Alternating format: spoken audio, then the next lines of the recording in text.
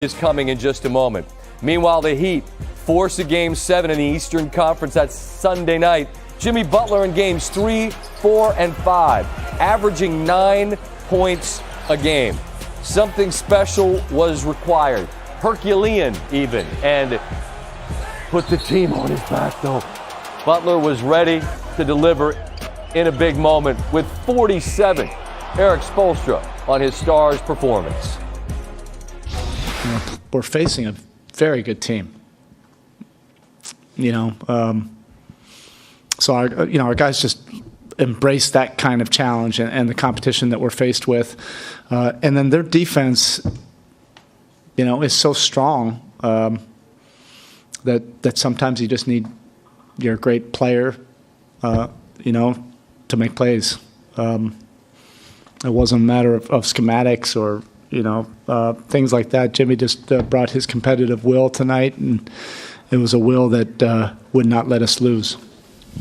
Stephen A. Smith joins us once again from Boston. And Stephen A., if we were right all the time in our business, you and I'd go to Vegas and we get the penthouse and we just bet on games and win them all, right? But if you're going to be wrong, at least you got to see a performance like we saw from Butler tonight, and this series goes back to Miami Game 7. I just wonder, you've seen a lot of great performances. Frame for me how you feel Butler performed on this stage. Well, I'm sitting here shell-shocked. I was absolutely stunned at the spectacular performance that Jimmy Butler had, not because I thought he wasn't capable of it if healthy. Like I told you, last game, watching these guys over the last two games, it felt like an infirmary. Kyle Lowry was hurt. Jimmy Butler was hurt. Strus was hurt.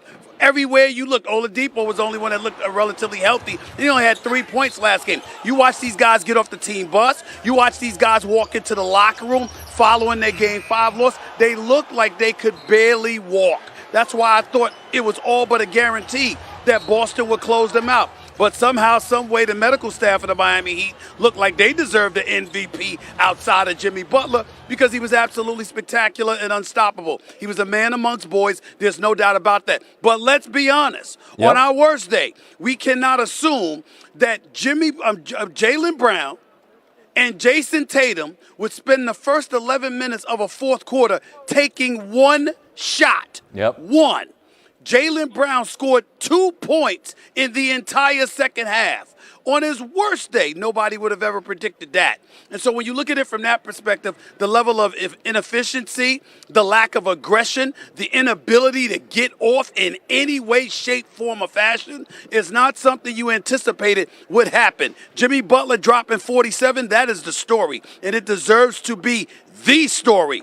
But if there's a second-tier story, it's the fact that Jaylen Brown and Jason Tatum were no-shows in the fourth quarter. In terms of attempts, not even makes, attempts, that's what we're talking about here. That's why we're going to have a Game 7 back in South Beach.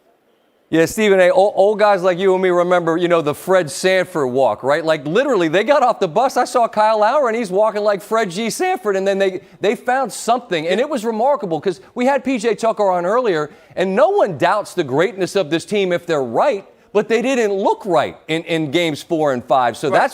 That's what made this so shocking. Boston's shown quite a capacity to go on the road and win, both against Milwaukee and against Miami, and they have superstar players. Predicting anything in this series is a fool's errand, but I just wonder, based on that fourth quarter in particular, what's your sense of what you think you'll see from the road team Sunday night in Miami out of Boston? Well, listen, Game 7 is for all the marbles. We understand that. The reality of the situation is that all the pressure is on the shoulders of Jason Tatum and Jaylen Brown. They've been in Eastern Conference Finals before. How many are you going to lose? That's the question. Jimmy Butler recently got to the NBA Finals. The same can't be said about Tatum and Brown. And by the way, the East doesn't look any weaker. Giannis Antetokounmpo is expected to have a healthy Chris Middleton next season. Joel Embiid might have some help next season. Atlanta might be back in the fold next season. Boston can't count on these chances being available to them. So Jaylen Brown and Jason Tatum are going to be called upon to step up, because I think it's fair to assume that Jimmy Butler is going to answer the call in the Game 7. And by the way, Kyle Lowry, a champion who looked like he could barely walk after the last game, shows up here and hits 4 3-pointers, gives you about 18 points, was efficient and a threat all night long. So the bottom line is this Game 7 in South Beach. I started this series saying Boston was going to win in 7. I'm going to stick to that. But I got Shaquille O'Neal bugging the living hell out of me, FaceTiming me after every quarter, telling me to call him Shaq-Adamus because he predicted that Miami was going to win this game and this series. So after I finished with you, Scott, I got to hear Shaquille O'Neal's mouth for the rest of the night, because he was telling me all game long Boston was going to lose, and he ended up being right. Tell Shaq that Van Pelt says hello, and I'm sure you got Draymond in there. Tell Draymond that PJ Tucker said thank you. So if you got that in your plans for the next 5 or 10 minutes, I appreciate you, and I appreciate you sharing a couple minutes on SportsCenter as always. Be well. Enjoy your trip back to Miami, my man. Well, you know I'm going to do that. Yeah. Have a nice evening, Scott. Indeed. Hit my guy Miles at Prime 112. Get his table for my man. All right. I'll see you, Stephen A. 5-9, you're not going to find anybody with more Game 7 experience.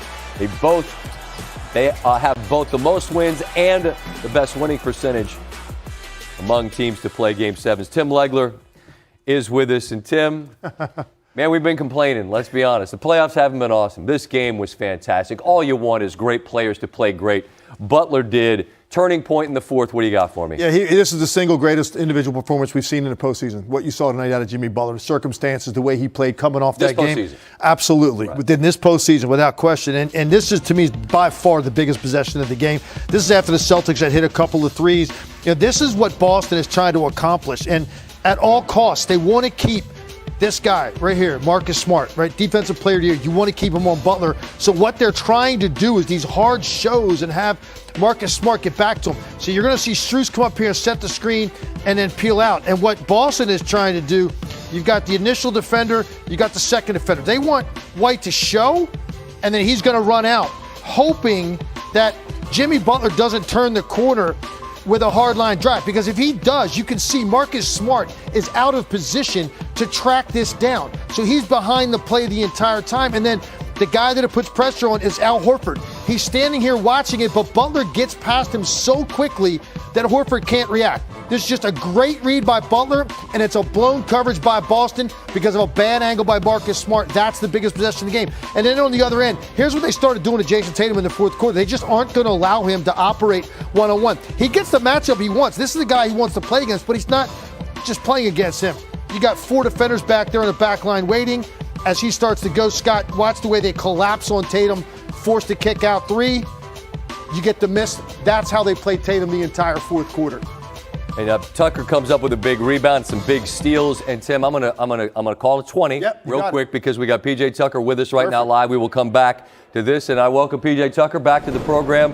PJ, welcome back to the show. It's Scott Van Pelt, man. Thanks for taking a moment to visit after just an incredible game. Look, the last 2 are struggles for you guys. You've been through this so many different times with so many different teams. Take me in your guys' locker room. The game's